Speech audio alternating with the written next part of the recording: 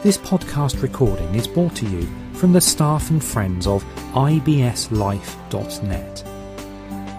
Each broadcast contains discussion about matters of health and well-being related to IBS that can affect anyone with the condition.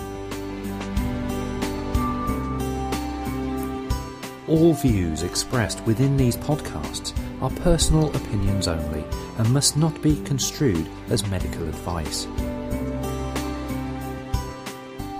Hello and welcome to the IBS Life podcast series that we're hosting on our website ibslife.com. Now today it's actually just two of us. It's myself, Kevin, and we've got hi, this is Rick. Rick beside me as well. Sian isn't with us, is she? No, this is actually quite a special podcast in so much that we are miles from home, and the sound might sound a little odd today because we've got the microphone pointing at us, and we've also got it pointing out across the camping field that we're on. I tell you what, this view we're looking at is absolutely amazing. We've got rolling hills and fields and forests and things to the left, and directly in front of us we've got a tiny little coastal little. We've got the sleepy little town of Swanage. The whole of the sea to the side of us. So you've exactly. got fields to the left, directly in front of us, a tiny little town, and ways off into the bay, and you've got all the sea to the right. And we've got this. The sea's looking like a mill pond this morning, and it's very, very calm, very blue. The sun is shining. We're actually sitting in the shade of my van. And was that your stomach rumbling? I don't think so. I just had some breakfast. I've got a very powerful microphone. I've got a set of headphones on so I can monitor the sound, and I'm hearing all sorts of strange noises. But it's quite early in the morning, and I suppose one of the things we're emphasising today is about the ability to get away. Quite often when you are incapacitated with IBS, actually getting out to places like this can be we're talking a nightmare. Just to wind back a bit, you're saying going out to places. We're in a campsite. Now the thing is, the idea of camping and IBS just don't seem to relate. People, how for the average person. If you've got a good campsite and they've got good facilities, and they're sort of nearby, it's not so bad. Of course, you've got the journey. If you're if you're very, very unpredictable with your IBS, making the journey itself, for example, like me, making the journey would be a nightmare if I didn't have the van. I've got a, you've probably seen on the website, I've got a van that I've actually converted into like a little mini camper van, and it's got a bathroom on board. So travelling is not a problem, and it does mean I can get out to places like this. So you use like a mobile toilet facilities you're taking with bathroom facilities as you go around, isn't it? Well, I always worked on the principle that if you're travelling and you can't travel without a bathroom, then take a bathroom with you. Makes sense. It's kind of logical, really. Well, I was just looking at here, I was just thinking, generally when you come out to somewhere like this and you've got the atmosphere that we're in at the moment, it's just a beautiful day, isn't it? It's so relaxing. You're calm. You get so calm. I felt so relaxed. There is something so you feel good about being here that's just so. we're looking around at the people. The microphone's pointing out across the campsite. There's not that many people here, actually. I make it about 20. No, not even that. About 10 tents. About 10, 15. Yeah. But everywhere we look, there's just people. They're just sat out on the lawn. They're just having little picnics and having their cups of tea and coffee. At least 100 feet between each tent, probably more than that in some cases. Who's the closest one to us, would you say? Really? I'd say that side. The right hand side. They're about 50 feet away. 50 feet that side, but nothing on the left really, apart from that's about 100 metres, isn't it? But everybody's just chilled and kind of chilling out and relaxed. And when we were walking down on the promenade yesterday, we went down, had an ice cream, which was very nice. I wanted Tutti Frutti, but they only had rum and raisin. Rum and raisin, yeah. That was nice. But the thing is, the one thing that we really, really noticed was just how everybody was so not in a hurry. Well, this is like a different pace of life, isn't it? When you if you go back to the city or go back to any where you work, where it's really, really busy, it's just a constant stress, isn't it? Exactly. When you come to somewhere like this, you can see people are coming here to de-stress. Yeah. They're coming here to unwind. They're coming. A lot of retirement people come here as well. Mm-hmm. You see people retired there wandering around by the beach. But yesterday we saw young and old. With families. Everybody was meandering. Nobody was walking fast. They were just meandering. That's a great word. It's a great word, isn't it? I do like that. Meander. But there was just this whole relaxed vibe about the whole of this little town, and I don't know, I really like coming here. It's really good. So just offer some little challenge. And if you were going camping, like yourself, you've got IBS. Now look at your perspective here. You're covered. You've got your mobile van. You've got your toilet facility. You've got your solitude, and where you can lock yourself away. You've got your own little private unit. Yeah. Most people wouldn't have that. Like myself, I take a tent. Right? You know, other people, if they bring a tent with them, what do they do then? Now, if you look down here, you've got they have got fantastic toilet facilities. They're probably the best ones of any camps that I've been to. Yeah. Now, the trouble is, there's only a couple of cubicles. When I was in there, it was heaving with people. When I went there about 7:30, every one of them was full of people in the things. So, what do you do then? They run out. This is where, this is where IBS alarm bells will ring. Yeah, because there's nothing else there. You go there, there's no toilets. No. Would you suggest getting one of those little portaloos and taking it with you camping? Absolutely. Or a bush somewhere? Lots of bushes. Can you hear the steam train in the background? Oh yeah, the steam train. They got a steam rower here. Got some nice photographs out, didn't we? Yeah. Sorry, we're just going off the subject here. But no, this is where taking responsibility and like self-sufficiency comes into the equation. And if you really think that you're going to have a problem with lots too many people in the bathrooms down there, then a portaloo and a little portaloo tent. I mean, they're not horrendously expensive. Oh, like a special tent you can build. You can actually buy a little bathroom tent. Oh, that's handy. I was you can get any little tent and stick it, like a little pup tent, and stick it beside your tent. And or if your car's big enough, I mean, I'm sure you could sort of improvise a little bit and have one of those little portaloos in the back and maybe put some little curtains or screens or something. One of those little screens you could put on your windows. Actually, you can get these little screens that go up on they use little suckers to put a screen up on the inside of the windscreen. And that'll give you some privacy when you walk past it. Yeah, you pass these little glowing. Yeah, those are silver screens. But that's just Rick showing off. His van's really cool. He's got a little blue flashing lights, like something out of Tron. Blue neons everywhere. It was good at night time, though, didn't it? We was down the far end of the field looking out at the photographs. But I mean, it is possible. But obviously, if you've got these IBS issues, then it is a case of having to go the extra mile. But you suppose you can take the medication, or you take is it Imodium and things, or whatever the brand is. Well, it's different for everyone. Personally, I don't like taking Imodium. It leaves me. I'm okay for one day, but I mean we're here for 2 days, and I'll be completely bunged up the next day, and so my stomach will be so unpredictable the next day. I prefer not to take it, and just kind of because I always find when I take Imodium, I can't listen to my own body. It does things other than what I think it's going to do. If you see what I mean. Yeah. But I mean, saying that, yesterday we were down in the town, weren't we? And I parked the car or the van sort of in the main car park to one side of the town, and we walked through the town. Had to go to the supermarket, and I did have a little bit of a panicky moment, didn't I? That's right. We were actually in the supermarket looking for a couple of essentials and bread, milk, things like that. And then suddenly you come up behind me and say, "Kev, I've got to go." Right, what do you mean? Well, it was a case I had to get out. Yeah, just bailed. But with respect, you did come back again. Yeah. Well, the thing is, this is. I mean, so many people are going to be able to relate to this. There's a steam train again. That's a great run between Swanage and Corfe Castle. Exactly. It's just like a direct line all the way along through the fields, past the bushes and it's through the valley, and then back into the little town, isn't it? Yeah. It's like somehow have a little postcard. It is. This is a postcard. It's a postcard scene. We can see it. A postcard. Anyway, what were you talking about? But yeah, so many people are going to relate to this because when your stomach is really, really unpredictable, which it was yesterday, I had a very, very highly unpredictable stomach yesterday. You do end up bathroom mapping. Now, luckily, this little town has lots of little restaurants and cafes, and they have toilets at the railway station, which wasn't too far from this supermarket. But I mean, when you're inside a big crowded supermarket, which we were yesterday, what's happening all through the day? My stomach's saying, "Right, you need the bathroom." "Oh no, you don't." "Oh yes, you do." "No, you don't." And if you're in the middle of a crowded supermarket and your stomach suddenly starts saying, "You need the bathroom," then for me, I get a little bit. It's like almost like claustrophobia. It's like type a form of symptoms. panic attack. Sean used to go through quite a lot of that herself. Where she's a bit. It was right when they say a recluse. She tends to stay a lot at home, a lot more this time. Days, because she doesn't like going out. That's one of the reasons why she's not with us yet. Plus the fact that camping isn't really Sean's scene, is it? Not really. No electricity. so she's sat at home looking after Billy the dog. Yeah.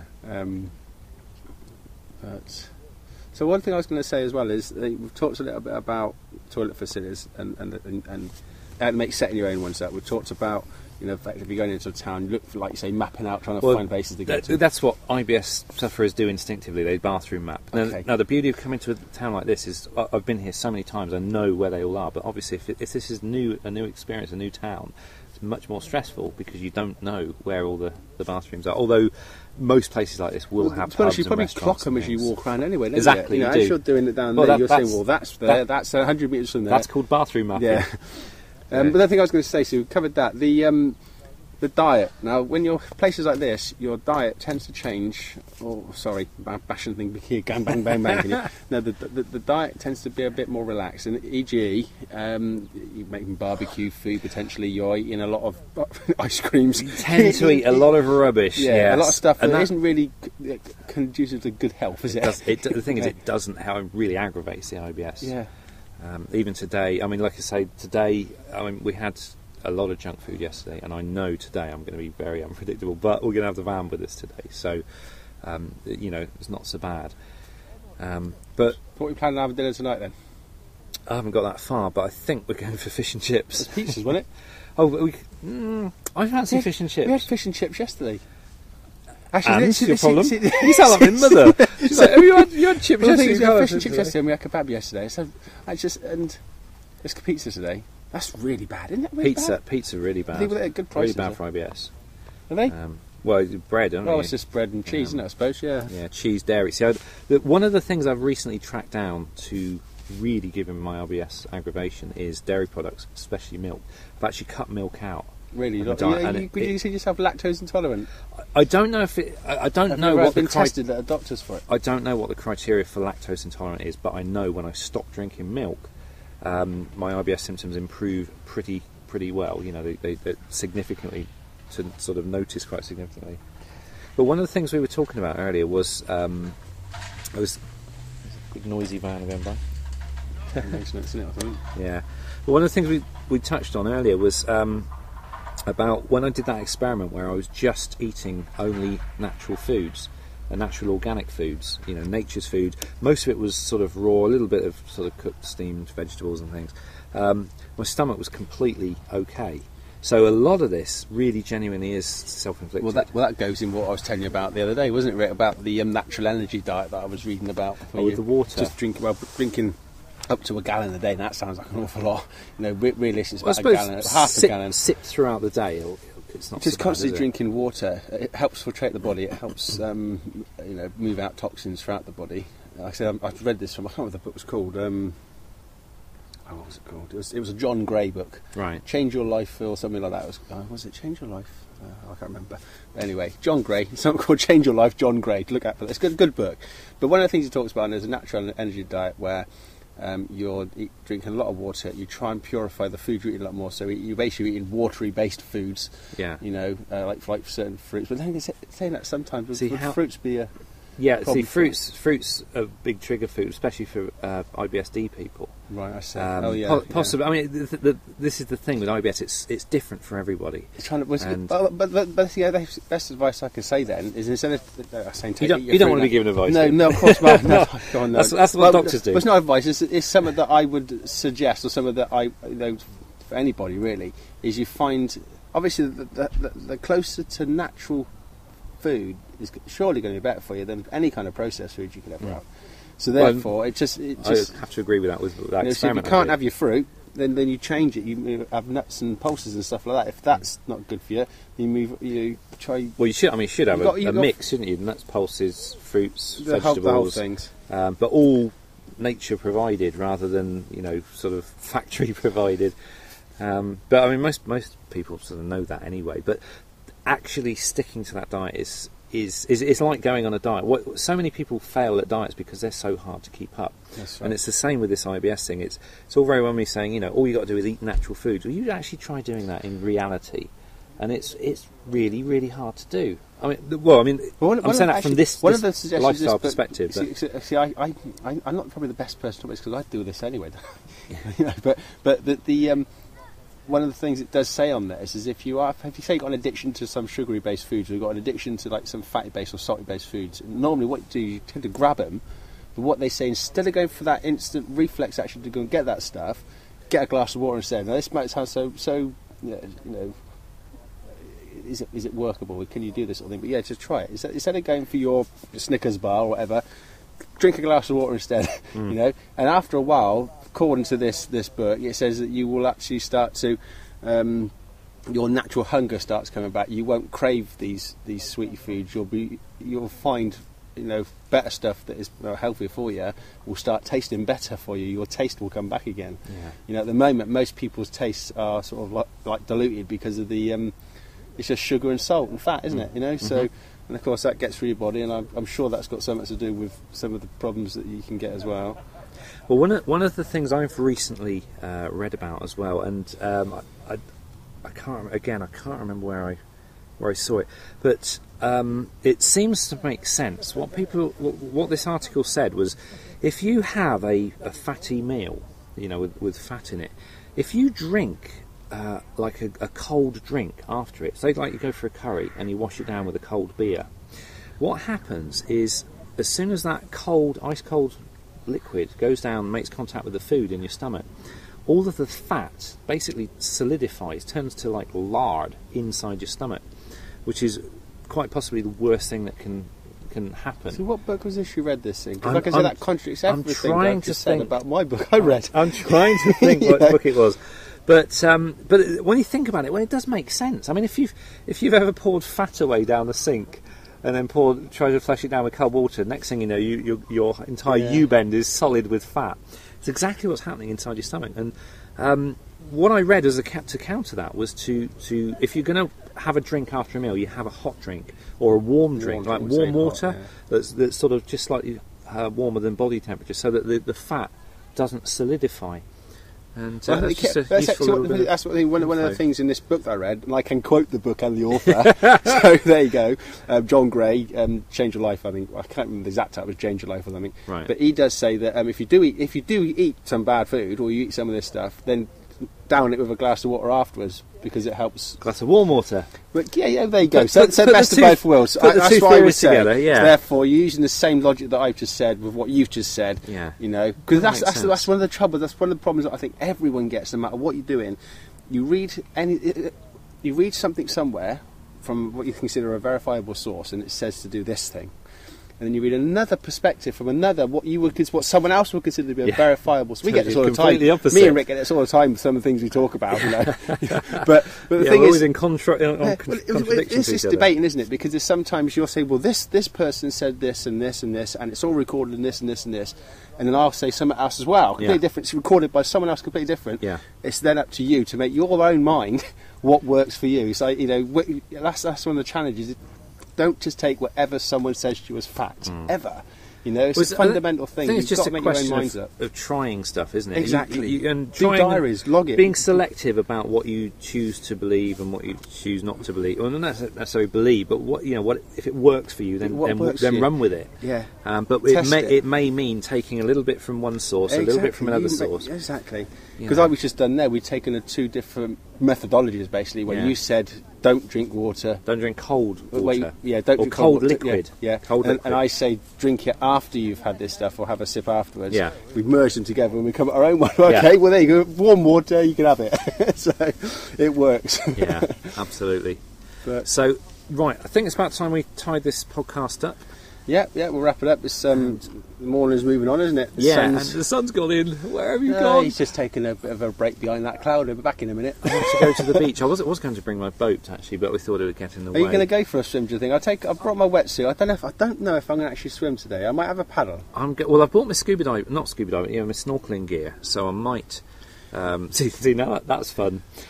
Having IBS while you're wearing a wetsuit. How do you deal with that challenge? Because I mean, the only way I can do that is to because we've got this zip place. On it, I suppose. Well, this place where we go is you can park and you're like 20 feet from the sea. So, but the problem is putting on a wetsuit is a right faff. Well, you're just putting yourself into like a cling film, isn't it? Yeah, it just sort of sticks to you all over your body. But if you want to get out of a wetsuit quickly, you can't. And to be honest, you normally need You normally need a third person or a second person to assist, don't you? Yeah. Could you please unzip my bag? I can't get out of this thing. The zip's at the back, and then you kind of have to shimmy yourself out. And in an emergency, that could make for some quite comical footage, couldn't it? Oh, good grief! I mean, to film that. I once saw a sketch where up on the website. I think it was Spider-Man. Somebody was dressed up in a Spider-Man outfit, and they were bursting for a wee. And it was like a comedy sketch on telly, and they sort of get into the men's loos, and then they're like, "How do I take this off?" And then a minute later, you see them walking out with a wet leg, sort of shaking their leg. That was really funny. So, but yeah, so I think the thing is, if you've got a really unpredictable stomach, don't put a wetsuit on. Probably the best not to. Anyway, and on that note, I think we're going to tie this up. Let's go and attempt to go for a paddle. Yes, I think we need to. I'm going to have some breakfast first. Have we got beans on toast? Going to have some beans on toast. He says, talking about eating pizza and bread. Well, no, that's bad, but well, you think it's like again. We've just said is people find their own. They find their own tolerances, don't they? Of course. So if you find to yourself you can eat bread, or you can eat... Well, we've got oaty bread, anyway. We've got it's very oaty based so it's bread. Quite a hearty type of bread, quite a filling one, and it's good for your heart, actually. Good for breaking down cholesterol. Like beans, but I'm not going to quote the poem. Actually, beans in my tent. That could make an interesting... I'm so glad you're sleeping in your own tent. I think we ought to wrap this one up now. Okay. So, this is Rick. Yeah, this is Kevin. We're just going to sign off now. Thanks for listening. Thank you for listening. Sean passes on her regards and says hello. I'm sure Billy does too. Yeah, puffing and panting. That's we missed it this time. You're normally puffing in the distance. He's normally puffing and panting in the background. In fact, the last podcast we recorded two. We couldn't use them; they were unusable because all you could hear was this panting in the background. Like sex noises in the background. Oh, behave! Okay, come on, let's move on. Okay, thanks for listening, guys. Thanks for listening. I was going to say we'll see you again, but we'll hear you again. No, you'll hear us again. You'll hear us again at some point. Next time we'll have Sean with us, I expect. Okay. All right, thank you. Bye-bye. Bye-bye. IBSLife.net. Created for people with IBS, by people with IBS.